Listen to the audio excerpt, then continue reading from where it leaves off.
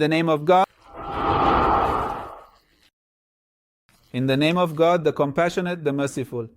Peace be upon Muhammad and his family. There is a question about death. We are in the third part of the talk about death. Is there a question that believers sometimes ask? Why death? Could God not take death away from us? We no longer want to die? God, you are merciful. We do not like death. Make death go away. The answer is in two parts. First, a logical part. Second part, we will give a real answer to what happened to a people that God took death away from. Well, the logical part is that the truth is living in the material world. We all have certainty that someday, not too far away, in 50 years, 30 years, 20 years, maybe a year, maybe tomorrow, maybe today, we are going to die. We are all certain that we are going to die. This is how we are acting. Look how attached we are to the material world, how ambitious we are. If God were to remove death, just imagine, it would mean that ambition would then be limitless. Lust would be boundless due to all the passion and desires. Nowadays, which human being is certain that one day they must leave the material world?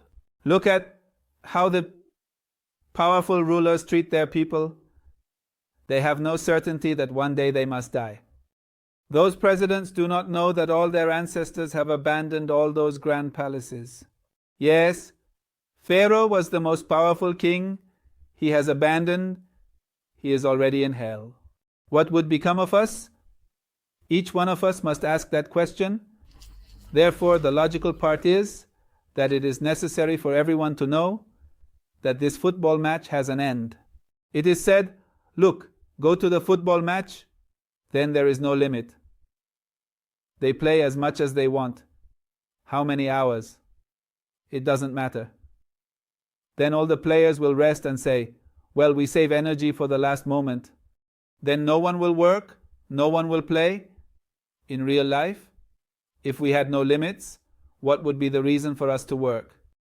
When we already know that the opportunity is limited, we also know that our youth is very limited. We have all the opportunities of life once and they will not be repeated. We reach old age and die. Or perhaps we die in youth. The number of young people who die is sometimes greater than the number of old people who die, and that is very clear. So, when there is no guarantee, and we all know that at some point God will touch us, the moment has arrived, even so, we are committing sin. If we were certain that we would live for all eternity, do you know what would happen? Everyone would say it doesn't matter. Let's commit sin. Everyone is going to be the most perverted, the most corrupt. Even the believers think, well, since I am going to live an eternity, I will commit sins in the first eternity and see what happens, and in the second eternity, I will be good. So it doesn't mean faith, it doesn't mean practice, nothing. So it is from the wisdom of God to impose death, to set a limit on the life of the material world. This is the first part of the answer. And the second part, which is more interesting, is a narration from Imam Saudi al-Isalon in Nagauman, atau Nabiyan Fakolu. A group from a village came to their prophet. We do not know the date or the reason for their visit, but the moment is narrated. It says a group came to the prophets of their time and said, Fakalu, Odo ulana rabakya, ana al-maut, ask God to eliminate death, to abolish death for us, to suspend death so that we no longer have death, so that all of us can live.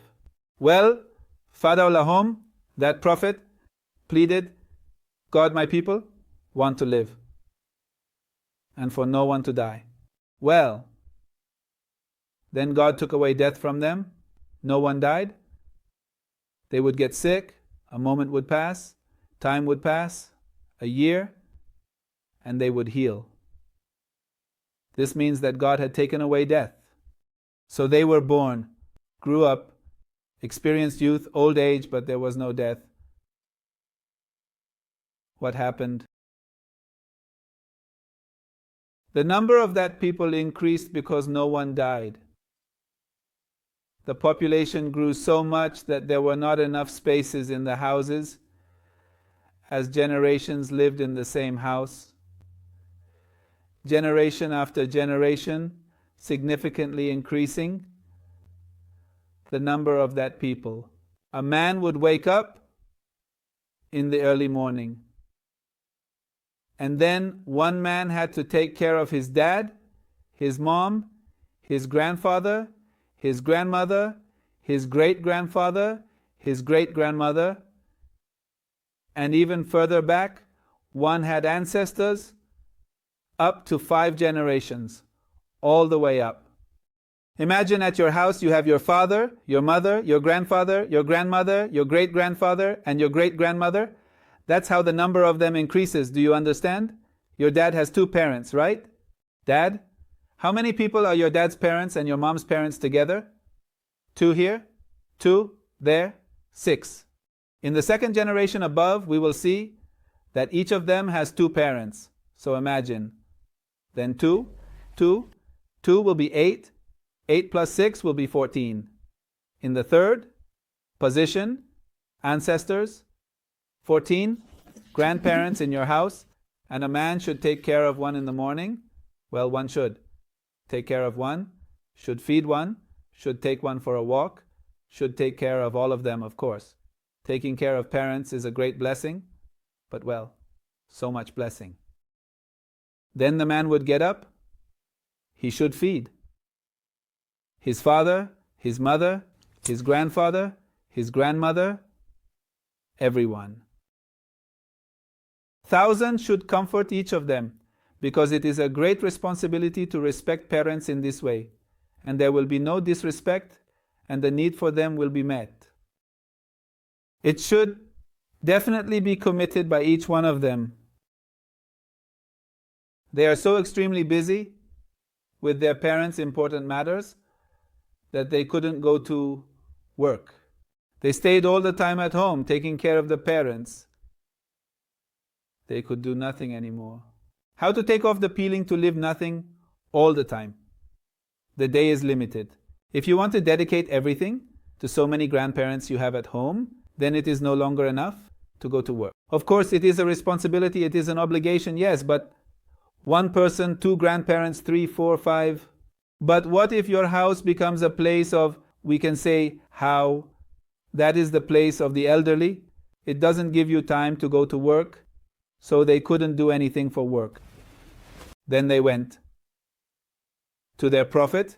Everyone gathered. They went to their prophet and said, please ask your God to grant us the favor of returning death to us. We need this great blessing from God, which is death, that lives are limited. That a person dies after a certain time, asking God to return us to death. In other words, when our life ends, we die. Then this prophet asked God to kindly and mercifully return death to us. Faraddahum, then God responded, you send, and accepted and returned death to them. Of course, indeed, in that great contest of life, where we must win paradise, we need to have a limit called death. It is a great blessing from God for believers, and of course for those who have forgotten about God, who have forgotten about the hereafter, and who have not prepared anything.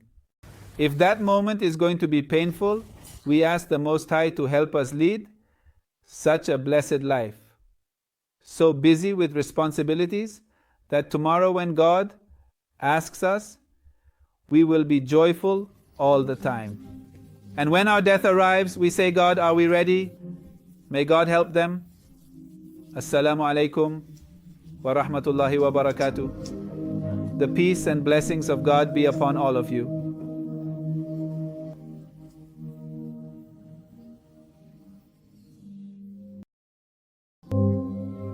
Hail to Fatima and her Father.